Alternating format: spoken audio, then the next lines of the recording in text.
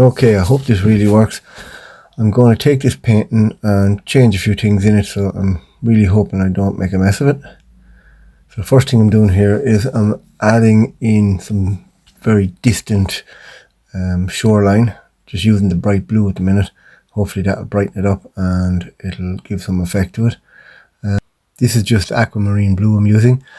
Again, it's only to kind of give a distant coastline.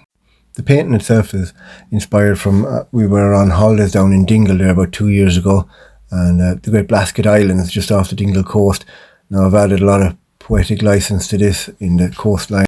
The shapes of the island are probably not perfect, but I just played around with it a little bit. Now I'm darkening down the colour of the separate hills on the island just to change the appearance. Again, fingers crossed that this works out okay, hopefully. For the islands, I'm just using a mixture of earth colours, such as burnt sienna, raw umber, some burnt umber, bit of yellow ochre. I use Winsor & Newton's acrylic paints. I find them very useful. I'm just working in the bit of colour now. This is only kind of an undercoat. I'll decide on the final coat later on. I'll just get this started, get something down. Hopefully it works out okay. Fingers crossed and all that, hopefully.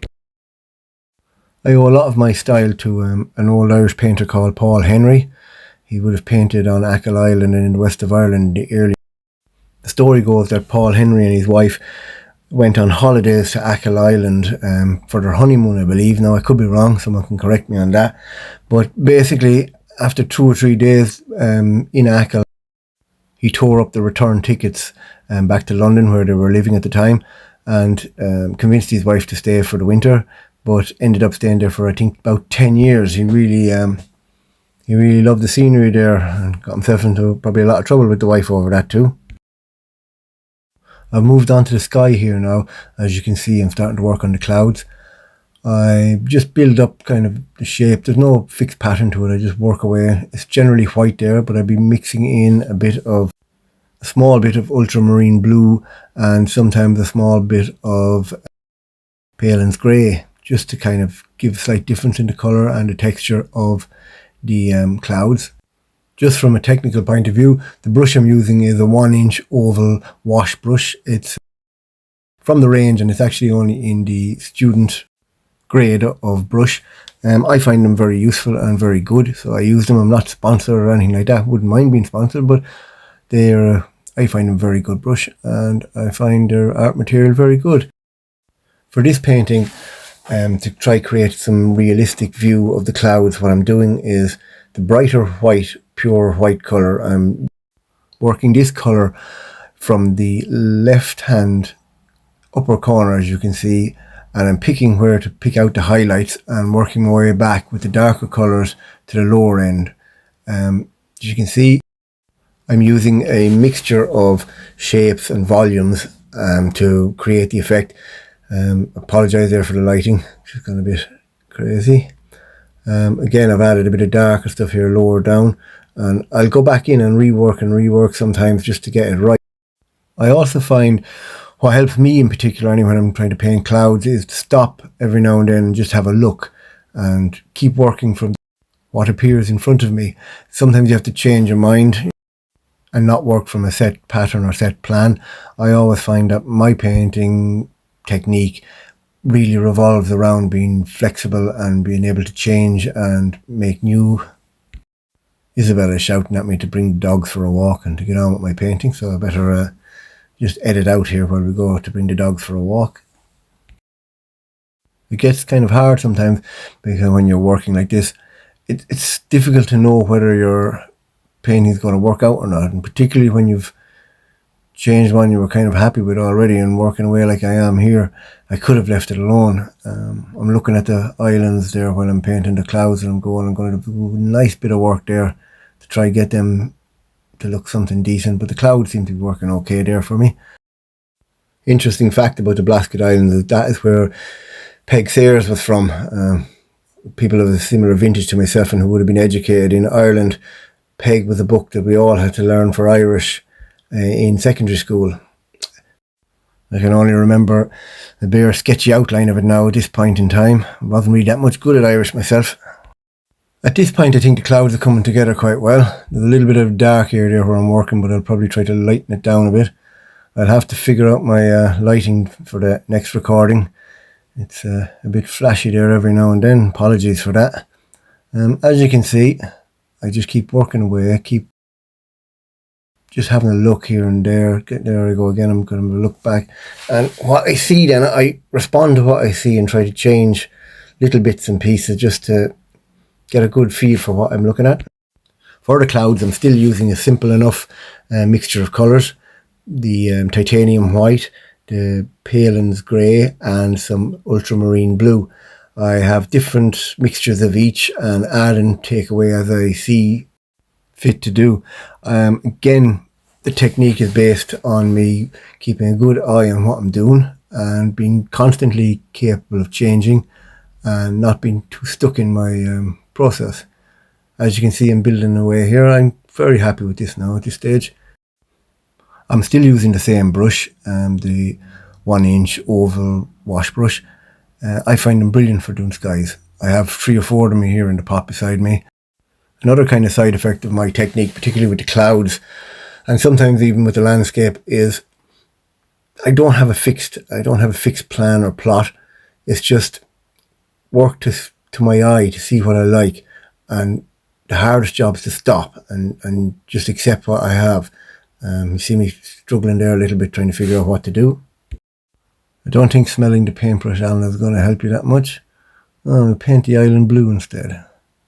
So again, I've moved on to the islands now, and I'm just experimenting with a bit of grey and white just to kind of see what will happen. So again, this is done by eye. I'm having a look, see what I think. This next job now is to try and get these islands to blend in with the sea and the background of the sky, and just kind of get a similar tonal value to the whole thing, just to make it look more realistic. Again, I rely heavily on what I see, my eyes, and if I'm happy with it, I'll try it and see. And sometimes I have to stand back and have a look. Sometimes it works, sometimes it doesn't. I'm kind of fingers crossed here that this will work. And now I'm onto the front hill. Again, I've kind of gone a bit brighter on this. I'll probably more than likely mess around with this a bit more until I get something that I'm happy with. As I said earlier, I like to work with Winsor & Newton acrylics. I like acrylics. I like using them because it dries quick. I just got used to using them really. I haven't tried oils really that much yet. I might get into them at some stage, but we'll see how we get on. I'm liking the colour now the islands are getting. Getting somewhere where I want to be. I'm just going to add a bit of kind of contrast and a bit of darks and lights to create a surface and create features. Again, this is done random.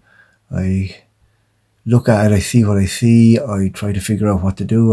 Obviously the middle hill was a little bit too brown, so I've added in brighter grayer type colours with a bit of blue probably mixed in, just to kind of blend the colour with the rest of the colour of the actual painting.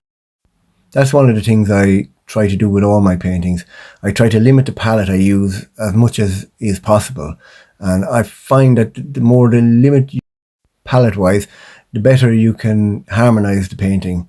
That you're not using 4 or 5 different blues or 4 or 5 different reds. I try to work from 1 red, 1 blue and 1 yellow, and then some earth colours and a mixture of these with white and Palins grey as my black. And I find this palette really works well for what I call the West of Ireland type landscapes that you see here. You can almost paint anything with just a few different colours. I've switched now to a smaller brush, and I'm going back to the distance. I'm just trying to create a few features, like a few little mountain tops or little cliff tops off at the far coast. Again, I'm still only using the ultramarine blue and maybe with a little bit of white mixed in with it. I'll pop back up to the sky again. Just adding a bit. I probably noticed I wanted to darken it up a bit maybe. So I'm just working on that. it's coming together quite nice, I think. Always got to be careful, because you can make huge mistake very easily. I've added fog now to the actual island. You can see it there coming down over the top. I just at the last minute decided to do that, just to give it that bit of more ethereal feel, whole scene. Just playing around with the clouds again. Just wanted to add in another little bit here and there. I think it's coming together quite well. We'll see how it goes now. Just keep working on it.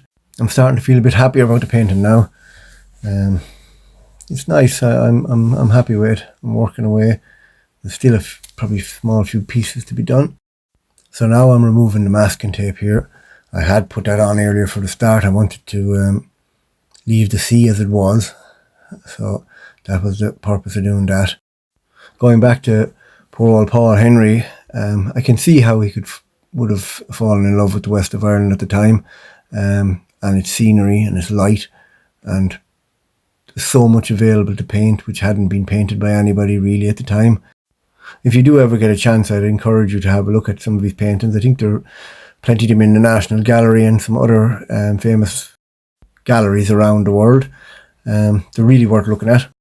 So now I'm just using a small brush here to just add a few touches to the sea. Hope you agree with me that I've kind of improved it anyway. I'm happy with it. I think it has improved and have moved on from what it was. I'm just adding a few touches there to the fog rolling down across the top of the hills on the island. Okay, tell me in the comments if you think I've ruined it or whether I've improved it. I'll take the criticism either way. Thanks for watching, guys. Really appreciate it. Alan Byrne Art here. Thank you. Before and after. Thanks a million, guys.